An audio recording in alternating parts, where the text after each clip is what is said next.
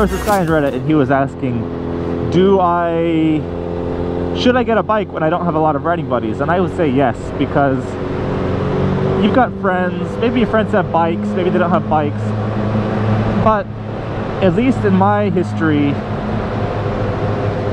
my friends have let me down far more often than my bike has let me down. You know, I spent all day yesterday waiting for my friends. Not like I had any obligations and somebody bailed, but you know, I tried to put something together, tried to do something even non-riding yesterday, and I put myself out there to have some fun, and everybody was busy, everybody was doing this, everybody was doing that, and God, that's beautiful.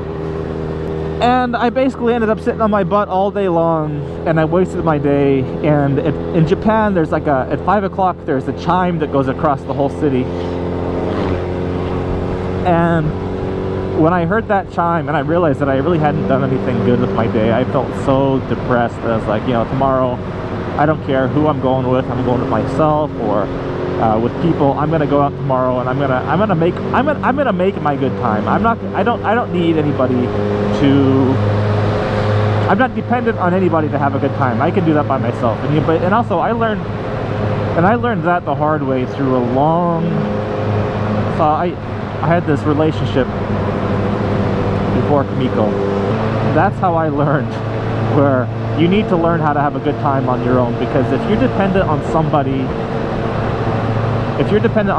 to have a good time, if you're dependent on somebody to be happy, that's a bad relationship. That's an unhealthy relationship. And that was initially, it was me learning. It's like, okay, I gotta learn how to be dependent. I gotta learn how to have fun on my own. And on the second hand, it's like, okay, I can see she needs me to have fun, and that's making both of us feel shitty because I need. Well, I don't know. It's hard to explain. Anyways, from a past relationship, I learned that you really need to be dependent on yourself to have a good time. God damn, these cars, it's like, I expect you to turn off every once in a while, but you don't, you fellas. Would you just let me pass you?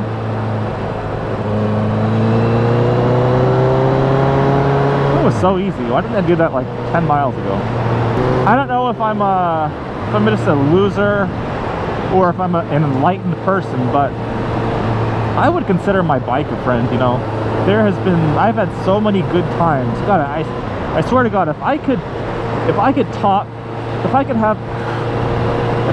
a, it sounds so gay, so stupid, but if I could have like a relationship with my bike, if I could connect emotionally with my bike, and we can say, oh, do you remember that time when we were doing this? And you're like, oh God, I wish I could communicate with my bike, because if I could, I hate to say it, but my bike would be like definitely one of my best friends. I had so many good times by myself with other people, but I always have a good time on my bike. You know, so do you need friends to have that good time? No, you just need to have a bike like me. If you don't have friends to ride with you, make your bike your friend, because there's been so many times where I've just been,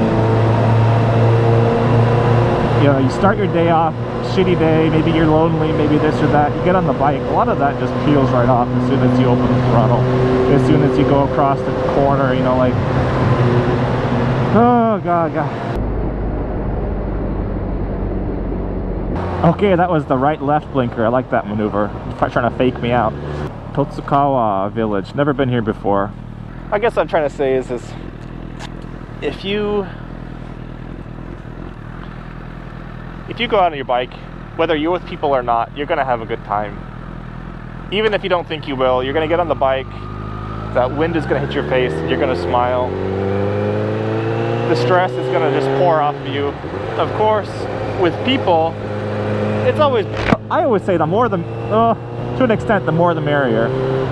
But it's not like when it's just one person, it's a bad deal. It's always a good time, guys. Can you get a wave? Fuck, oh, I got a nod. Okay, never mind. Unfuck you. Sorry. To my next brief point, trying to mold this business. By the way, I'm still looking for names for my business. I wonder if you can hear me better down here. I'm gonna preface this by saying that a mile or a kilometer in Japan is probably a lot longer, gonna feel a lot longer than a mile or a kilometer elsewhere, just because, and by the way, it's stupid that I say this right now while I'm on a straight road, but you guys see the roads that I'm on. It's just windy and twisty and bumpy and obstacles and people, you know, old ladies jumping out and all of this stuff, bad drivers. You got to be hyper aware when you're riding over here. So one kilometer or 1 mile is going to make you a little bit more tuckered out than a mile anywhere else. So when we're doing this renting thing, how many kilometers do you think would be good to spend on the road? How much seat time do you think would be good? I'm thinking somewhere between like maybe 300, maybe between 300 and 400 kilometers in a day, and that's with some time getting off the bike and exploring some stuff and checking out some things. But just curious, like, if you guys are renting and you're paying I mean, it's not cheap, right? Like, it's not expensive, but it's not cheap. You're putting your money down to ride a motorcycle in Japan. Exactly how much seat time and how much off-seat time would you guys be expecting, or how much would you like? I'm just curious about that. Let me know in the comments, guys. And just, guys, you know, like,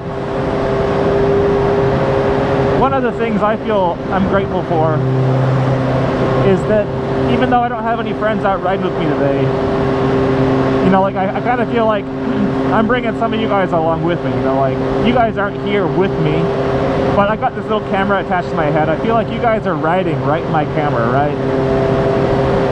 I feel like you're riding right there with me. I can talk with you. You guys don't get to really talk back until I put it on YouTube, but, you know, it's kind of nice. Like, honestly, it feels good. Thanks for riding with me, guys. I'll see ya.